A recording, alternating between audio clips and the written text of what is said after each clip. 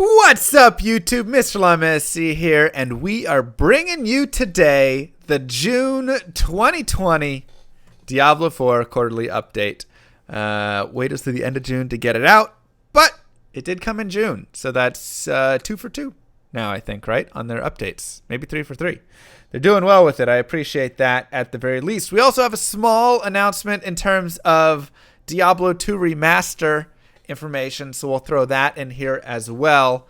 Let me go and find that.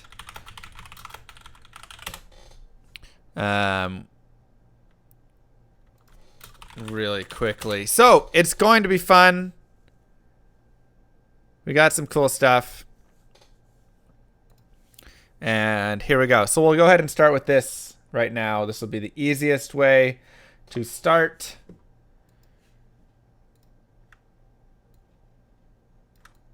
We have the community manager coming out saying, hey, we don't usually comment on rumors, but before this hype train goes off the rails, we wanted to clarify there are no upcoming Diablo announcements in June. The minions of Hell are hard at work getting ready for the start of the next Diablo 3 season. Bringing you the next Diablo 4 quarterly update. That's today. And we have some fun activities planned around the upcoming 20th anniversary. So we have some fun activities to look forward to, but no remaster, no Diablo announcements in June. We still know that Diablo Immortal needs to be released. And Diablo 2 Remaster, we don't have full information on, just a lot of rumors. So not really certain on all of that yet. But we'll just have to kind of see what happens with that. But nothing at least in June. So a little disappointing there. But maybe something in the future. We can keep our hopes up and maybe be disappointed further in the future as well. So they're gonna have some phone activities for the 20th anniversary. Don't even say that. All right, we're pausing the alerts while we do this really fast. So with that being said, let's jump in to the Diablo 4 quarterly updates. Table of contents. Introduction, playtest, word about blockout, storytelling, open world multiplayer, items and progressions, and other thoughts. That is a lot of information. So right off the bat, very excited to see all of this. Let's see how this ends up being. To the Diablo community, hello and welcome to our latest Diablo 4 quarterly update. We're excited to share some of the progress we've made on the game today. As is the case with many other game and technology companies at the time of writing this, the Diablo 4 team has fully transitioned to working from home. Transition has introduced challenges. We feel very fortunate to be able to keep momentum going strong. That's good. Team playtest. As with many other games, we organize the development of Diablo 4 around team milestones. Often these culminate with a build, which we play together and talk about as a team. For example, the milestone leading up to BlizzCon 2019 culminated in a team playtest of the demo that helped us unveil the game during the show. Besides getting an early look at what other team members had accomplished, this also allowed us to stress test the demo, catch additional bugs, and make improvements before the show. For our most recent milestone, we focused on blocking in all the elements in a region known as the Dry Steppes, complete with campaign content, open world elements, itemization, PvP subzone, dungeons, and a cinematic to cap the completion of the region's narrative. Nice, PvP. Our goal was to then have the team play the game from home over the course of 2 full days and spend some time analyzing data and discussing our reactions. What a job. Go home and play a game. That sounds really nice. Of course, we play the game all the time, but we're often examining individual features or areas. Taking the time to play the same build together as a team over multiple days gives us a different perspective. It lets us see how all the current features harmonize over a longer playtime. We had this as a goal before we knew we were going to move to a work-from-home environment, but as it turned out, it ended up being a really good way to reconnect as a team. Aw, this is just a sweet, heartwarming few paragraphs here. Similarly, we hope that chatting about this playtest and sharing some screenshots will provide context for future blog updates or pique your curiosity about future topics. It's worth noting that the playtest also didn't represent the entirety of our progress. Other regions of the game are underway. The Dry Steppes is just the region where we made a concerted push to create a complete and cohesive experience that we could draw observations from. Let us know if you like this approach to the blog, or if you didn't, and we can adjust future updates accordingly. As always, your feedback is highly appreciated. Oh, that's so sweet. A word about block out. Okay, let's see. I mean, this looks cool. I love the look of this right here. That's so cool. As part of development, visuals are often kept in rough form so the game team can cheaply test ideas and iterate on them. If something isn't fun, it's much cheaper to change or discard a block-out asset than a final one. When we share models or screenshots with you, they're often quite far along to adequately convey our vision for the game. We don't typically show block-out assets as they don't really do justice to the engine or the artistry of the folks on the team, but as part of showing the behind the scenes of how we make the game, we thought you'd appreciate seeing the transition of block-out assets into more polished ones. Some of the assets shown below in this blog might not be final, so bear in mind as you check the screenshots below. I mean, that's cool. That is a cool, like, way that they show it. Oh, I love the look of that. So here's some dudes. These look like Venom Lords. Somewhat.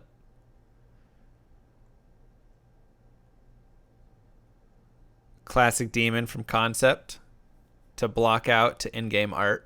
Okay, so there's concept, there's block out, and there's in-game. Sweet. Storytelling.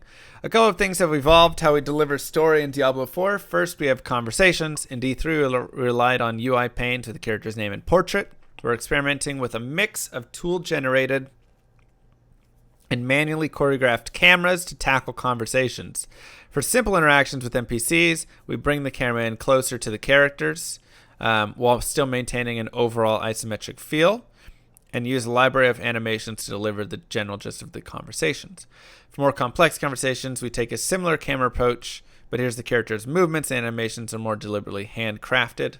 This lets us just deliver story moments that are complex while keeping you in the world as much as possible. Here's a shot from one such interaction. Oh, we can zoom in like this.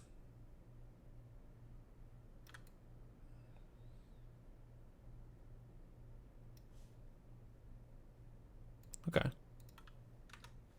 Wait, how do I go back? Oh, I just did. Okay, there we go. Gory. The second story method we are developing is the real-time cutscenes. Here we grab your camera and treat the storytelling more like a movie. We're reserving this technique for the most important story moments. Having these be real-time has great advantages. We can share a character with their currently equipped armor as part of the scene. That is cool, for example. But we can also display them at your current resolution and with your current enabled graphic settings. They end up feeling more seamless and like part of the game. We showed you some work on early real-time in-game cinematics during BlizzCon. Yep, they had that first one. Our cinematics and engines have made a lot of improvements since then. We're excited to see a fully produced cinematic serve as the climax to the Dry Steps experience. And the team was not disappointed. Here's a screen grab that the story and cinematic folks have given us the go-ahead to share with you, as it shouldn't spoil the details. Sweet. I mean, I love Blizzard cinematics. If there's anything in the world that I love, it's Blizzard cinematics. I definitely... Like, when they had that one at the BlizzCon,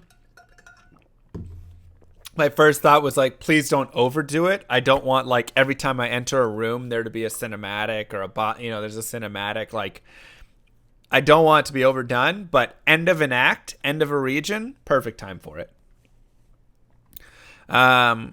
Open world.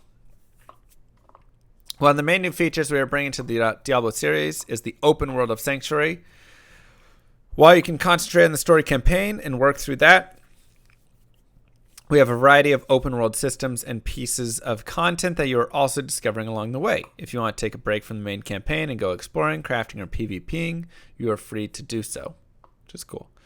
During the playtest, we saw this variability in action quite a bit. On an average playthrough, team members took several hours to complete the campaign content for the region, but those who focused only on the story finished the arc in less than half the average time. and we're of course able to do the side content after that. We think the ability to approach the game with a different mix of story and side content tailored to your own appetite will make playing and replaying the campaign more enjoyable than it has been in previous ARPGs. I'm happy that they're taking a look at this, because this is something that Diablo 3 and PoE kind of as well, I feel like, fail with some. It's like the campaign is not that fun to play through, especially Diablo 3's. Diablo 3, the campaign is so boring and worthless. Whereas like Diablo 2, the whole game is the campaign, and I've played through that campaign thousands and thousands of times, and it's awesome. It's so much fun to play through. And so, that being a part of the replayable experience, I think is really important, and something that games have gotten away from a little bit. And I hope that RPGs kind of come back to it. The fact that it's open world, I'm definitely still good with. Like I said before, I loved Breath of the Wild. Was one of my favorite experiences to play, and that has that open world feel where you can just like pick the region you want to go to. There's 1,000 side quest things that you can do along the way, and so you can be as quick to finish the campaign, or as long and open and whatever you want to finish the campaign as well. And so I'm really interested in an open world ARPG. If it's done right, I think it could be really cool and make for a good campaign. And then, yeah, you could play it again with a different character and take a different path. So we'll see. We'll see how it goes. Okay, so this is a heat map for the dry steppes of where people kind of went. Interesting. While we have many open world activities such as crafting, events, world PvP, side quest, perhaps the most popular open world feature was camps. These are locations of importance that have been overrun by enemies, which once cleansed turned into friendly outposts with NPCs and a waypoint. While there is a backstory to each camp, most of the storytelling is visual and the quests don't directly send you to them. For example, one of the camps in the zone was a town afflicted by a curse that turned villagers into piles of salt. Another was a crypt haunted by a spirit that possesses the bodies of various undead, jumping from skeleton to skeleton until you defeat him. That's kind of cool. We really dug into the impact of seeing the world change as you reclaim a small piece of sanctuary and bring hope back to its common folk. We look forward to the open world designers showing you more about this feature in the future. Sounds like some salty villagers. Yeah, a little bit of like Witcher 3 going on there. I think this is cool. Like, the more that you can add to the game in these sorts of ways, the better it is. Okay, so I'm guessing this is just some of the towns and what it looks like a little bit. Camps start as hostile and turn to small hubs with a waypoint and vendors after being completed. Yeah, so that's kind of cool. You don't always have to be original, you guys. Sometimes copying something that works and is really good is totally fine. A lot of people think that every single aspect of a game has to be this new original thing. Like, bruh, take things that work and are proven. Just don't take everything, right? You take pieces from this, pieces from that. You know? If everything is original, the game's probably trash. So I'm totally fine with them taking things that are cool and work well. Finally, mounts were another thing that you could obtain during the playthrough. We really liked how the open world interacts with mounts. You could get to your objectives more quickly without trivializing traveler combat. Itemization for mounts also opened up a new axis of progression. One of my favorite things about mounts was customizing it by attaching a trophy to the saddle to signal to other players an obscure challenge in the zone that I had completed. Of course, there's more work to be done on mounts, for example, on navigation and tuning. It is currently too easy to get stuck on stray pieces of collision or to get dismounted by a random enemy projectile. These are all things that are just going to get better the more we play and tune the feature. Okay. Multiplayer. Fine-tuning the right approach to multiplayer in Diablo 4 has been challenging. Our goal has always been to incorporate elements from shared world games without the game ever feeling like it's veering into massive multiplayer territory. To be clear, this is a philosophy rather than a tech limitation. We find that the game stops feeling like Diablo and the world feels less dangerous when you see other players too often or in too high of numbers. I think that's definitely a true point. I'll break down our experiences during the playtest with some examples. Dungeons and key story moments are always private, just the player and their party. Once story moments are complete and the town is turned into a social hub, then you run into a few people in town. While on the road, you'd sometimes run into a player here and there. And then finally, if you went to a location where a world event was happening, you would see a larger congregation of players trying to defend against an attack by a cannibal horde or trying to take down a Shava, the demonic world boss we showed at BlizzCon. It's worth calling out that while some coordination is helpful during these events, you are never forced to join a party. Solo players can walk in, help complete the event, and claim a reward. We think the seamless approach to multiplayer is working well and look forward to sharing more about this approach with you. In our tests so far, the world feels alive and dynamic without compromising the feel of Diablo. And for players that do want to party up against the minions of hell, we have new tools available to find a group, whether by activity or proximity in the game world. That's cool. I like that. I think that's a fun idea. I like the idea of events, but you know, Diablo, like they say, Diablo definitely is a world where like you want to feel alone, you know. So I like that idea. So now comes the juicy part, the part we've all been looking to see. Because so far, I'm very happy with this update. But let's see what happens. Items and progression. One of the things that was very useful about our 2-day playtest was that we could get better feedback on progression, as there was a sense of permanence. Gear and skill choices you make on day 1 have an impact on day 2. Excuse me. Though some people chose to roll alts as we had multiple classes to test. A friend of mine used to say that Diablo is the game that you keep playing inside your head, and Diablo 4 is no different. In addition to the official playtime allotted to the team during the playtest, I could feel the game lingering in my mind, thinking about the items that could possibly drop from my build and talents I could finally unlock to get me those key skill interactions. You might have already read the developer blog by David Kim shortly after last BlizzCon. Yep. In it, he describes new affixes and itemization philosophies. We'll have a beefier update on the items later in the year, but in the meantime, here are some items that drop during the playtest to whet your appetite. First, man, I really wish we could change the fonts. I don't know. I just really don't like this font. God, I hope they change that. Is it just me? Maybe it's just me. It's just such a meh font. It like looks too like neat. Before we dive into any of it, it's not a terrible font, but it's just a very like neat font. It's not Diablo fonty enough for me. Like you have the O with this, but otherwise I don't know. It's very vanilla. Okay, so let's look at the stuff.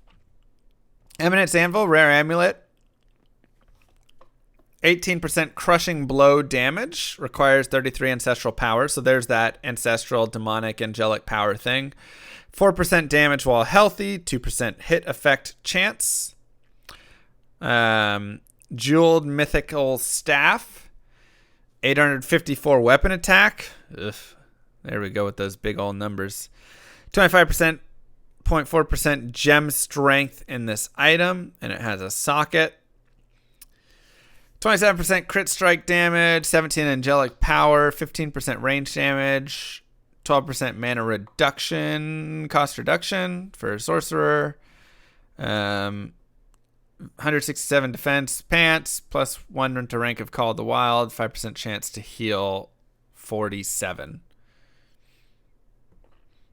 They're still doing those big numbers. Okay. I mean, overall, those attributes seem very generic. But, you know, these are just like some rare and blue items. It's a little bit boring. For sure. A little bit. But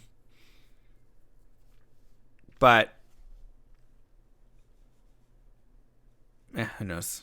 25.4. Yeah, getting all like specific on it. Who knows? Okay, let's look at some of the uniques now. See what these things have.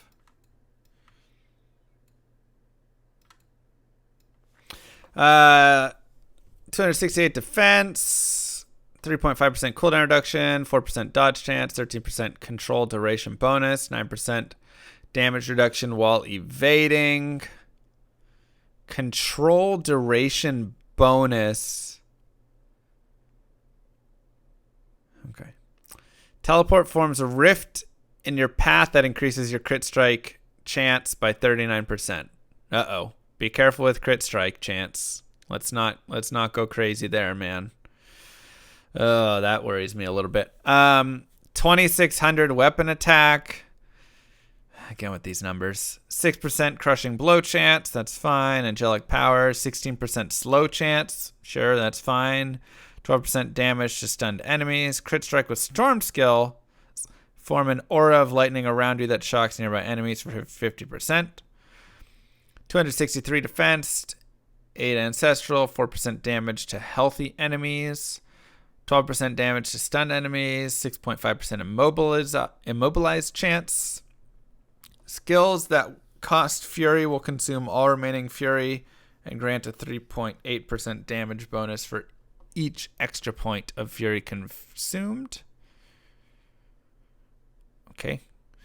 I mean, that seems like it has something with, you know, where you're creating some build that has like a very quick fury regain on hit, and so it consumes and then you regain it. So it's like a specialized item. I don't mind that too much.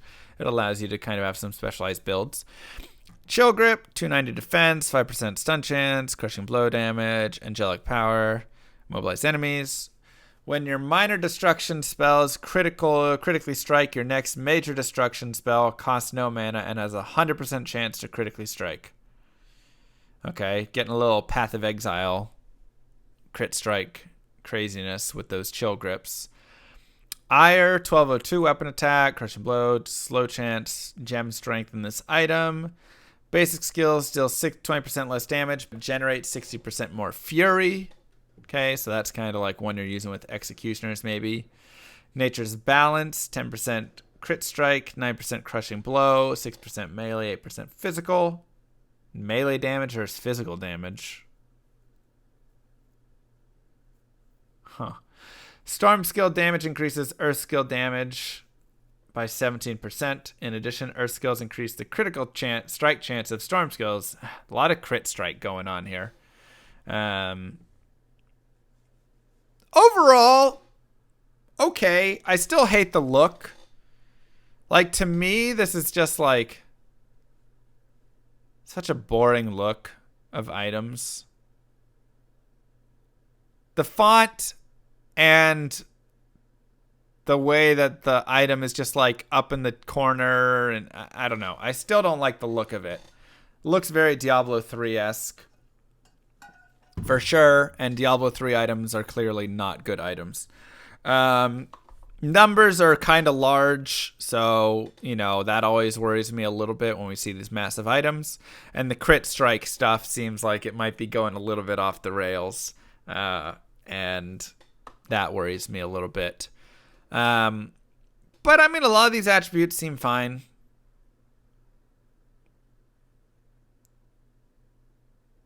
Yeah.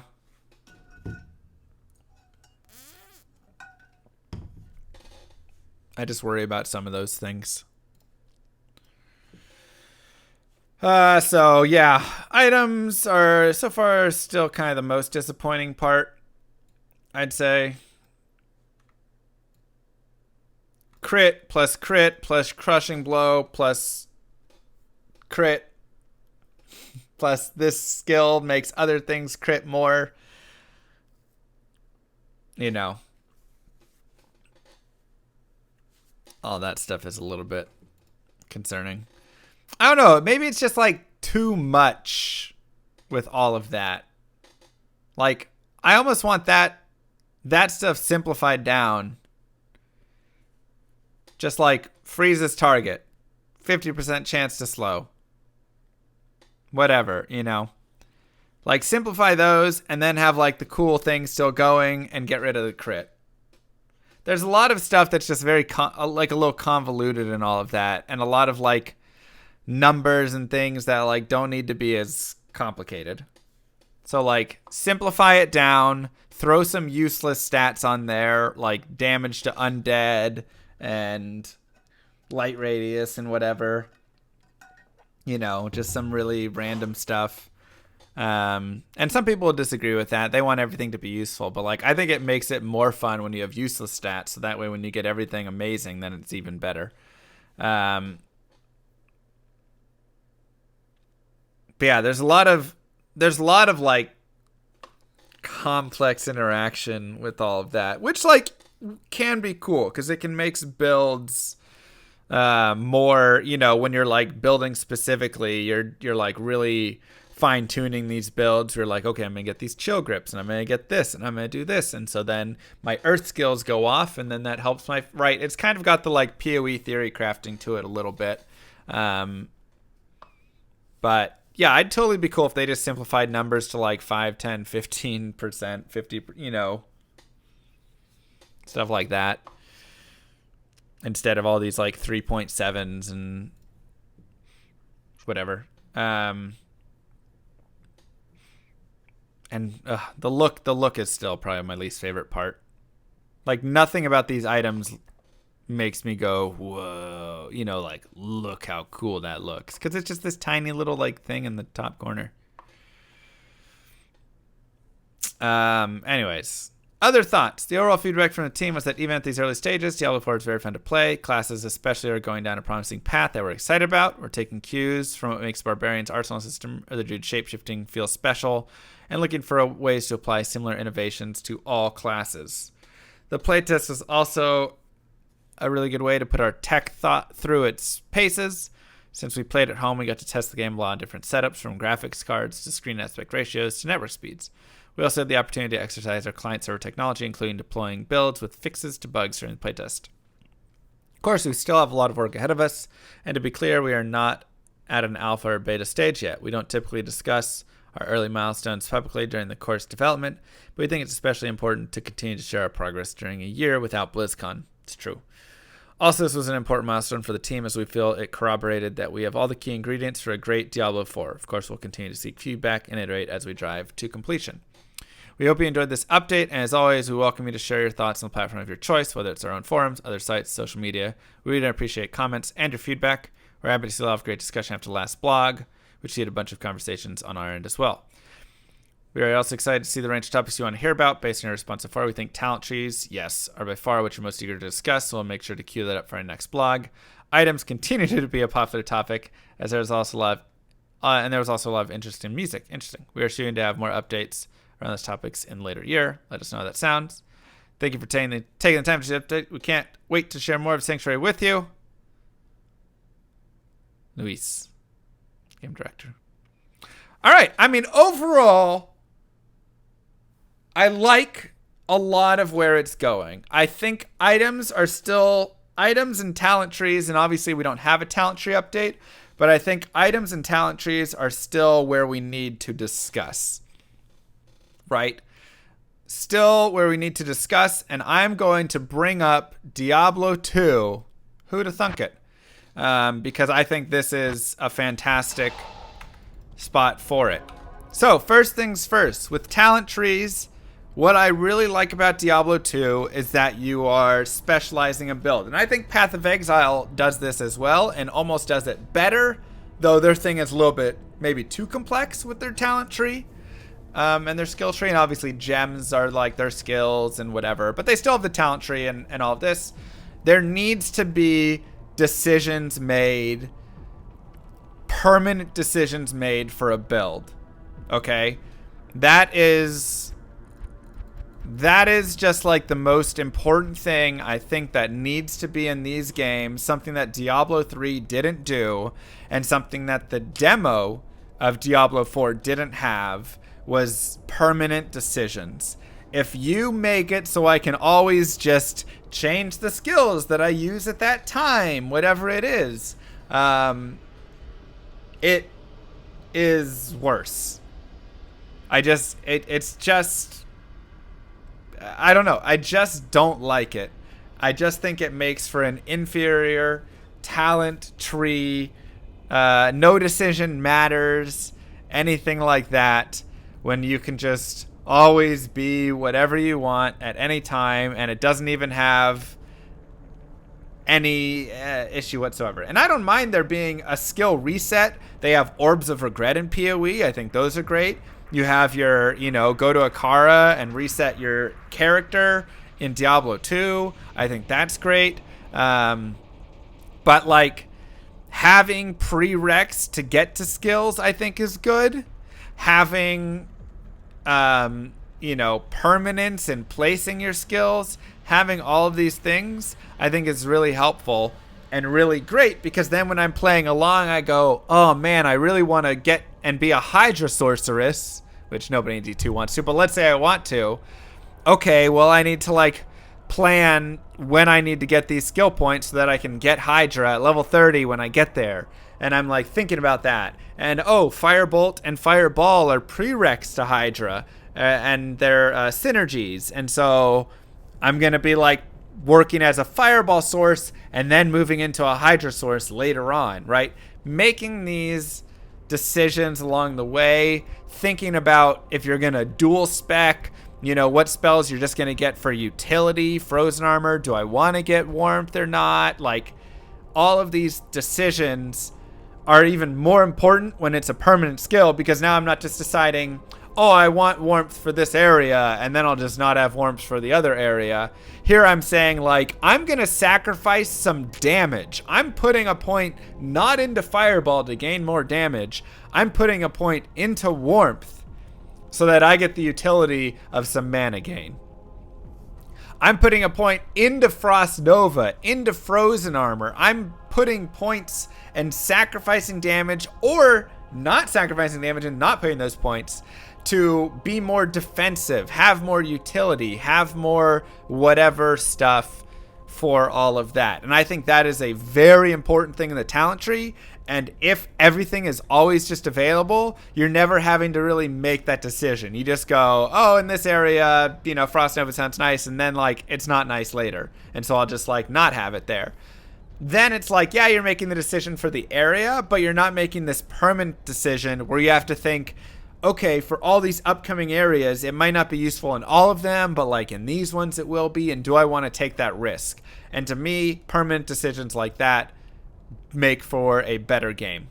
And so I really hope that talent trees, and they don't have to be exactly like this, like I say, the PoE talent tree is really cool, and there's lots of other trees in other games that are really interesting, but having to invest in certain trees, Grim Dawn's got some cool stuff with it. Having to invest in certain ways, though, to get further and build a character a specific way adds to the replayability of the game, and it adds to the fun of the game. Because now I'm building a fire sorceress or whatever it is, and then when I replay the game as a lightning sorceress, it's a whole new experience. And I'm now playing with Charge Bolt to start, and then I'm getting into Nova, and then I'm getting into lightning later on, and right, you're doing all of these things, and maybe I want to go energy shield or not, who knows. So that is the first thing on talent trees, and I hope we see some stuff with that. In regards to items, I love the idea of, first off, items being really cool that have no stats whatsoever. Right? This is just a really cool item. There is 0 stats on this item. And yet, an ethereal Dusk Shroud could be great for making some armors for my mercenary. This ethereal sacred armor. Such a cool item. This is a fortitude right here. 3,500 defense. Right? When I put it in and give it to my mercenary. So like, these are cool. And there's 0 stats on them. And they also look cool. Just look at them from afar. You don't have to go into it and it's this tiny little icon and it's color. Like, just looking at this page, like, just looks cool. These just look cool. Look at these weapons. Look at this shield. Look how cool these things look. Right? Items should look cool first. Make me want to wear it. Beyond that, when we do get into, you know, items here as well, the difference that I really see from these items versus the items that we have on, you know, that were shown in that picture, and I can bring up like the picture here as well, so we can just do like some compare and contrast.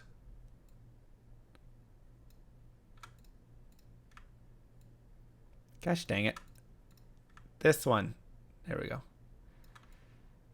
Here's an item versus like, here, I need to move it. Okay.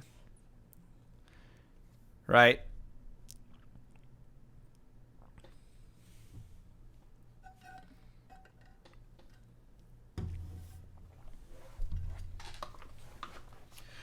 And like, I'll go find like a rare Ami that I have. Like, first, it just, the font looks better in D2. And once again, I really hope the font change happens. Second,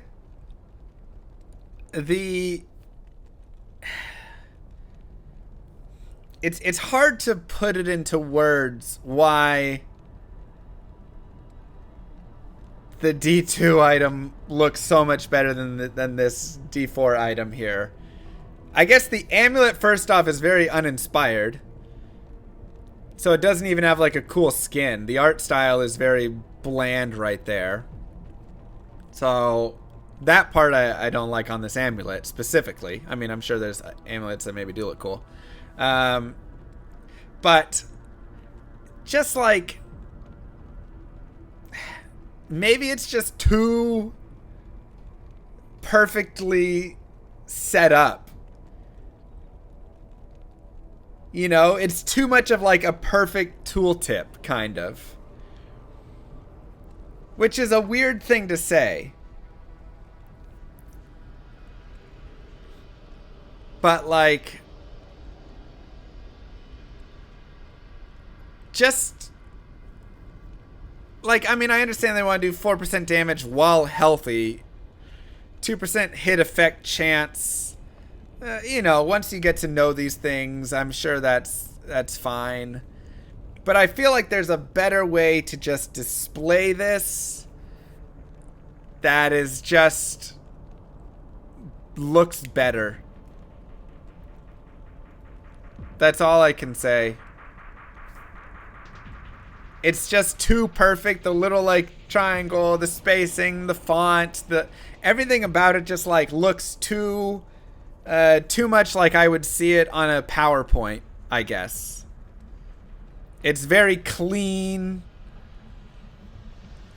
You've got like your little like separating bar and everything.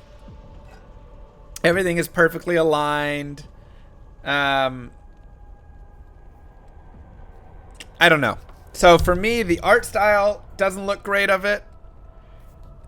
And then everything is too clean. I don't know. Too clean for me. You know. And then when we get to some of the other items, one we've got like the crit chance. But like, I guess I wish there was just more simple, life, resistance, ED. And obviously I'm reading the ones from these. But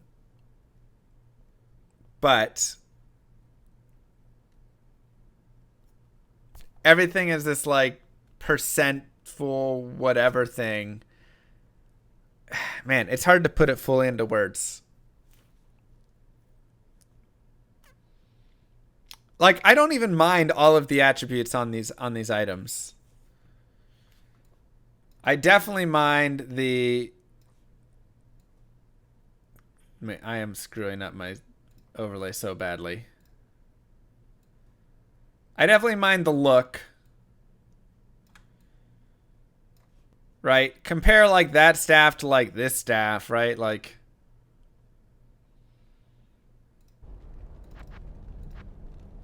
these staves.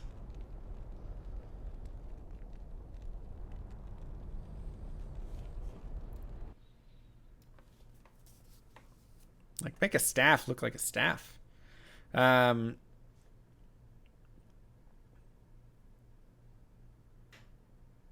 Yeah. Also, is there no required levels on any things?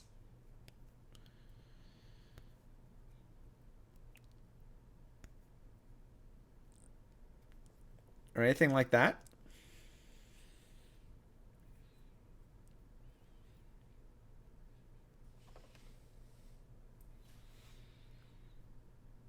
I mean, yeah, I don't want a D2 copy, but I also don't want a D3 copy. And this feels like it's leaning more towards D3 right now.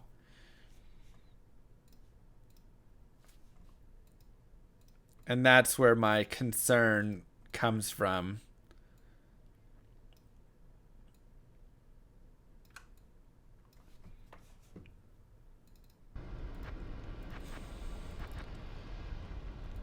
You know.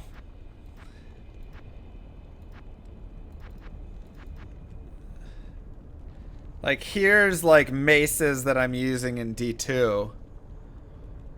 And all of these look cooler than this cartoon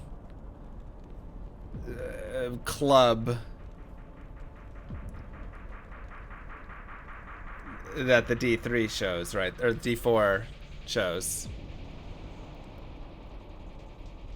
Also, 2603 weapon attack. Why don't we just say damage?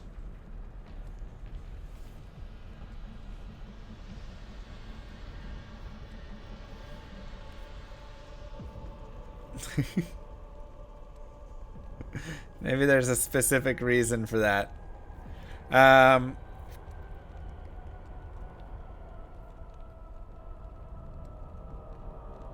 don't know. I really hope the item numbers go down. And, and I do hope that something that I see on 0 of these weapons, and like, I guess there's only one unique here. Let me make this smaller though.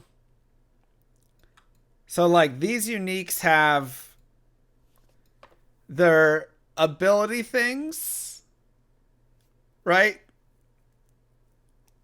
But a lot of them are just like crushing blow damage, and then the angelic and whatever power and stuff. And that's all cool, because I know you're going to need that to make your builds, and I'm cool with that. And then they have like their one unique ability at the bottom, right? Whereas like, I don't know, I think it's cool that a lot of the uniques in D2 just have things that are just kind of outlandish, like 50% IAS.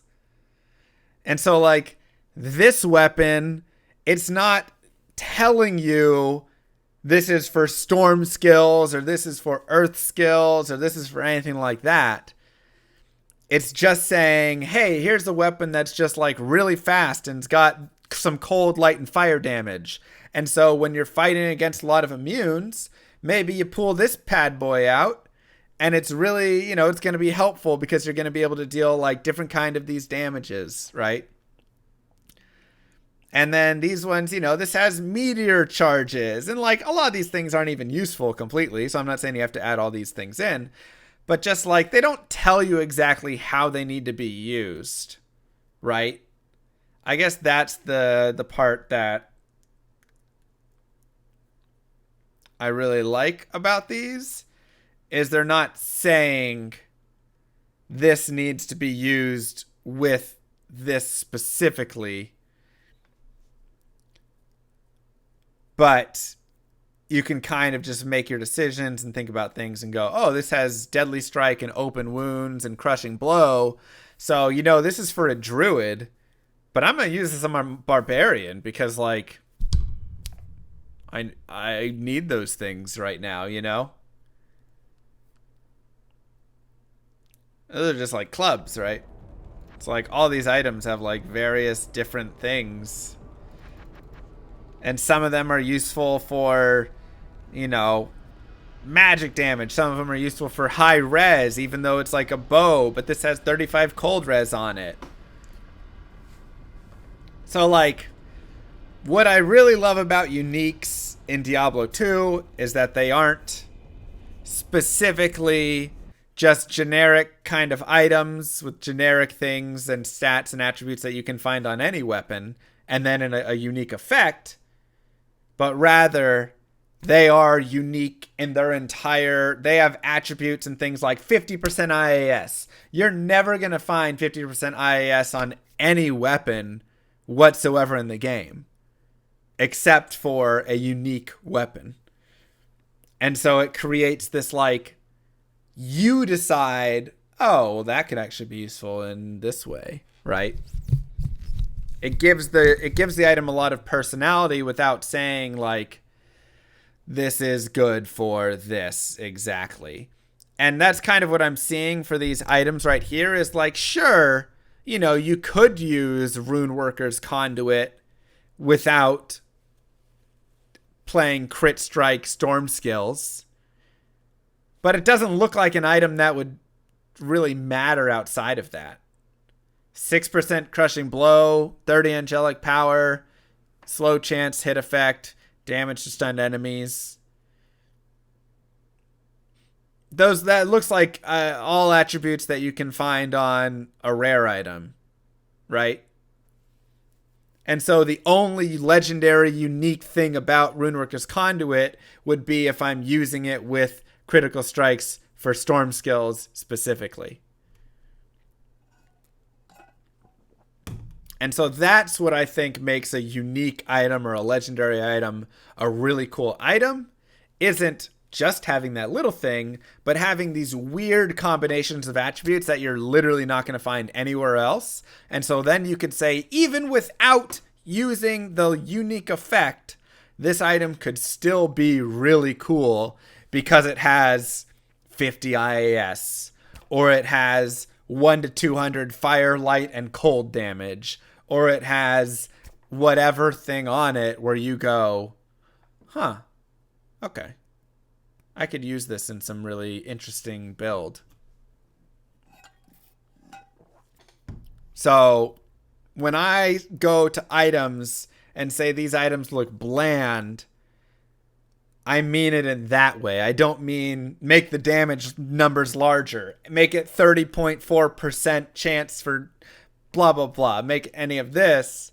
I mean, make the items have this unique personality that's not built on one tiny thing from the item, but the whole sum of the attributes of the item, so that you can use it in such interesting ways and then make it look cool. Once again, let me go to my clubs. This club right here looks worse than any one of these items. That's such a boring design. It could look cool if it was fleshed out to first off be larger. And yeah, maybe they haven't done any of the art yet, but to me, with the current look of the items, they're not going to do a lot fully with all of that art. And I remember in the last D4 update there was some cool art, but it still is really small.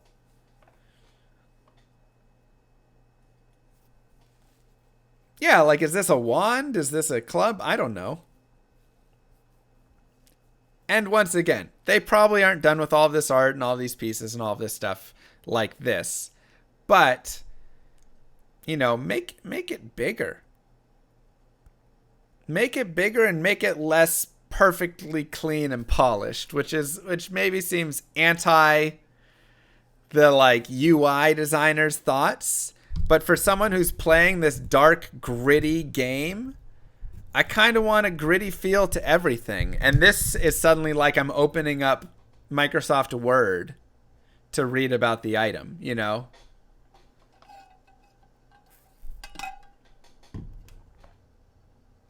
Like, I don't want to do that. So, yes, I understand it's alpha and all of these things and whatever, but like, I don't want to open up Word to read an item.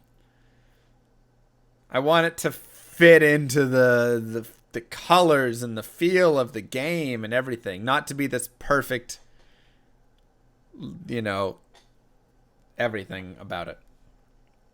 So, those are my item talk discussion pieces. I'm sure people have differing opinions on it.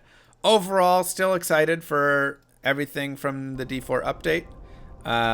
But that is where I still run into my problems with it all. That's still where I go, okay, this needs to be better. We can make this still really better. So, anyways, thanks for watching, everybody. Peace.